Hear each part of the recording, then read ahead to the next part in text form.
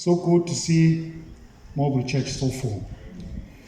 I was talking to, I think, Chipeto and my elder a few weeks ago, and I was saying, I'm looking forward to come to Mowbray.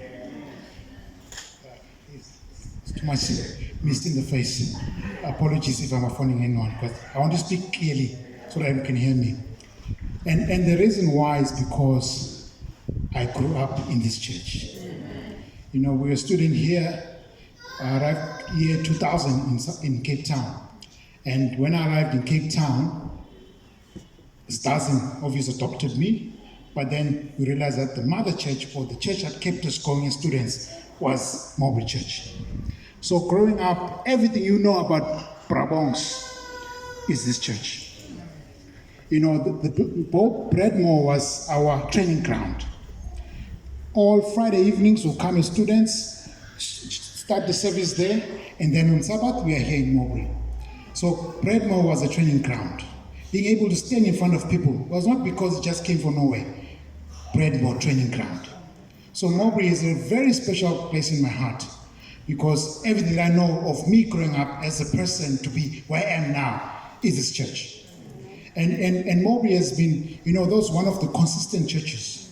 You know, I was looking at one of the bulletins and I realized the bulletin of 20 years ago is still the same format. So that's for me is consistency. That is consistency.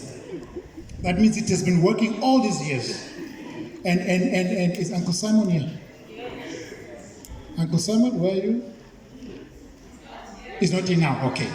You know that man has been there. He's like, you know, Uncle Simon, we ask, is Uncle Simon, you know, everything we talk about Mowbray, you cannot leave Uncle Simon on the side. He's part of the building. So really, that man has been a blessing to us. And really, always hearing that he's active. You know, I joined actually recently. I was reading something, you know, when you start a year, you start up resolutions, find ways of how to start. And one of the books I was reading said, if you want to be a better person in your life, associate with people that also have the same, you know. And I was looking through, and Chipeto, I was checking status for WhatsApp, and he has a lot of thing of advertisement. But the topics they were talking about, I was like, wow, you know, it's building man. And I asked him, please put me into that group. And it's been a blessing to be in that group. I'm not part of Mowbray, but because they've adopted, they said, listen, anyone is open, and I'm learning a lot in that group. So really, as you see, I'm trying to go away from Mowbray, but Mowbray keeps drawing me back, you know. So really, this is a special occasion, you know, and being part of the occasion today is also special because we are taking a process of master guide that have gone through the training, that have had tireless times, you know, looking at the work, you know, working with the children, organizing. Really, when you read the portfolios, you're like not there when they're doing, but you can actually read what was happening in their lives. So really, it's a blessing to be here to witness, you know, the Investiture today, because for me, it's a testament of the hard work that they've put in, and there's more coming, you know, and really, I would like to applaud Chipeto and Walter for taking up the charge to lead the master guides. There are many people that they've led before. I know there's a lot of people that will lead in the past. In the future, sorry.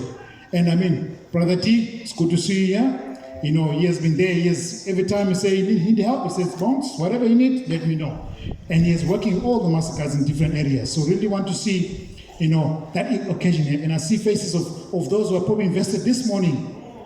I'm looking at one of them now. So it's amazing that having master guides, it's really, there's a lot that you can. And we had a session last week with master guides, and I was saying to them, master guides, there's so much that the churches need from us. And by them needing something from us means that we need to always be on point. We should always be on point because there's an expectation that as a master guide, there's some level that you're supposed to meet. And so we want to say, those that are going to be invested today, let's keep that standard high. If you enter, you think the standard is low, then help us to lift it up. Understand? Because now you'll be part of the club. So you need to help us lift it up to the next level. So may this occasion be a blessing to everyone in here. For those that are thinking, oh, what's master guide? Now you have more people that you can talk to and find out what they can do. How do I do master guide? How do I get part of the process? So really, we'd like to thank you for all the leaders that have helped the master guide in training to be part of this day.